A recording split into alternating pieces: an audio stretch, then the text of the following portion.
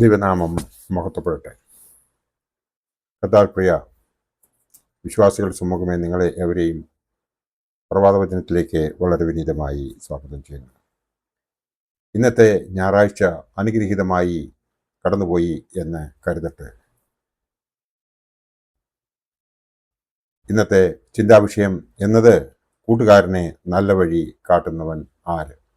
കൂട്ടുകാരനെ നല്ല വഴി കാട്ടുന്നവൻ ആര്? നീതിമാനായ ഒരു മനുഷ്യന് മാത്രമേ കൂട്ടുകാരനെ നല്ല വഴി കാണിക്കുവാൻ സാധിക്കത്തുള്ളൂ.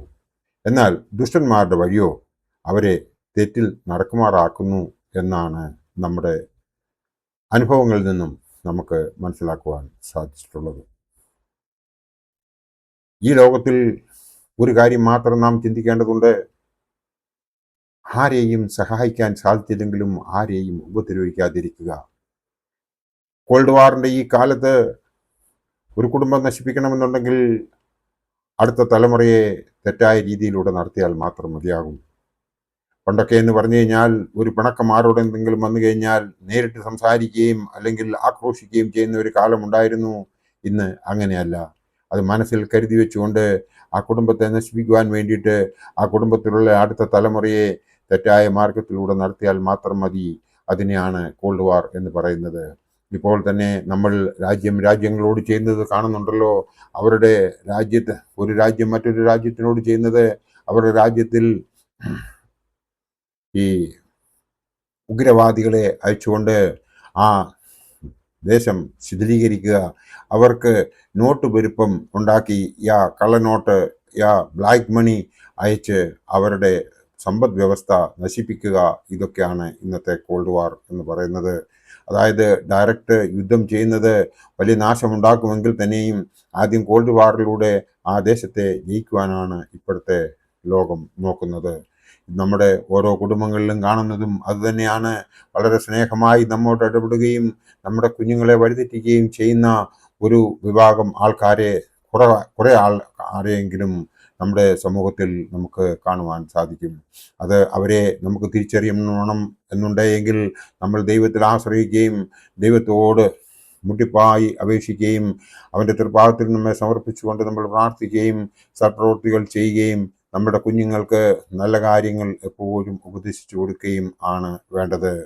സദൃശവാക്യത്തിൽ ഇപ്രകാരം പറയുന്നു. 12-ാം അധ്യായം 26-ാം വാക്യത്തിൽ പറയുന്നത്, നീതിമാൻ കൂട്ടുകാരന് വഴികാട്ടിയാകുന്നു, ദുഷ്ടന്മാരുടെ വഴിയോ അവരെ തെറ്റി നടക്കുമാറാക്കുന്നു എന്നാണ്. നീതിമാൻ കൂട്ടുകാരന് വഴികാട്ടിയാകുന്നു, ദുഷ്ടന്മാരുടെ വഴിയോ അവരെ തെറ്റി നടക്കുമാറാക്കുന്നു. നമ്മൾ ഒരുവനെ നമുക്ക് സഹായിക്കുവാൻ സാധിക്കുന്നില്ല എങ്കിൽ സാരമില്ല. സ്വർഗസ്ഥനായ ദൈവം നമ്മളുടെ സ്ഥിതി മനസ്സിലാക്കി നമ്മോട് ക്ഷമിക്കും. എന്നാൽ അവനെ തെറ്റിലേക്ക് നയിക്കുന്നുവെങ്കിൽ ഒരു കാരണവശാലും നമ്മൾ എത്ര കുമ്പസാരിച്ചാലും എത്ര അനുദപിച്ചാലും അതിന് നമുക്ക് മാപ്പ് കിട്ടുകയില്ല എന്ന് നാം ഓർക്കേണ്ടതുണ്ട്. ആയതിനാൽ നാം മറ്റുള്ളവരെ സഹായിക്കാൻ സാധിക്കുന്നുവെങ്കിൽ കണിശമായും അവരെ സഹായിക്കണം.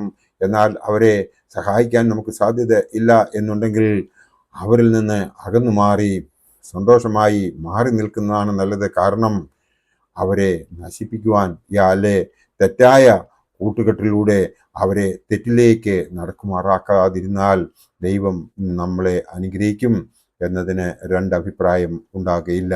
അതിനുവേണ്ടി നാം ഓരോരുത്തരും ചെയ്യേണ്ടത് നമ്മളുടെ കുഞ്ഞുങ്ങളെ നല്ലൊരു പാതയിലൂടെ വളർത്തുക എന്നുള്ളതാണ്. നല്ല പാതയിലൂടെ വളർത്തുക എന്ന് പറഞ്ഞാൽ അവരുടെ സന്തോഷത്തെ ഹനിക്കുവാൻ വേണ്ടിയല്ല ഞാൻ പറയുന്നത്. എന്നാൽ അവർ മറ്റുള്ളവർക്ക് ദോഷം ചെയ്യാത്ത രീതിയിൽ, അവരുടെ കൂട്ടുകാരെ തെറ്റായ രീതിയിൽ നയിക്കാത്ത ഒരു പ്രവണത അവർക്ക് ഉണ്ടാക്കി കൊടുക്കുന്നുവെങ്കിൽ അവരും നല്ല രീതിയിൽ മുമ്പോട്ട് ദൈവാനുഗ്രഹത്താൽ പോകും എന്നുള്ളതിന് യാതൊരു സംശയവുമില്ല.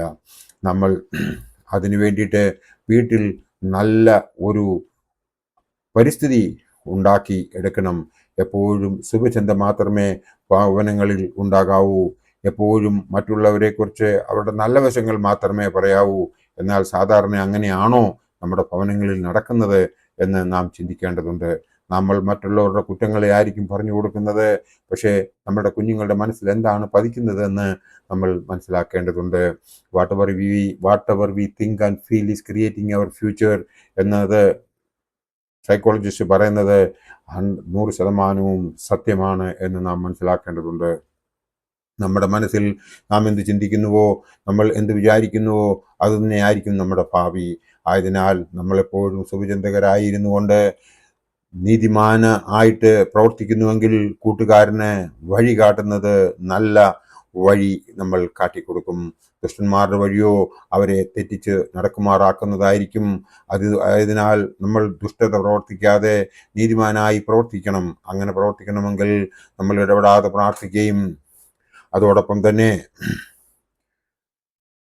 സൽപ്രവർത്തികൾ ചെയ്യുകയും എല്ലാറ്റിനും സ്തോത്രം ചെയ്യുകയും ചെയ്യണം. പരിശുദ്ധനായ പൗലോസ്ലീഹ അതാണ് നമ്മെ ഉപദേശിക്കുന്നത്.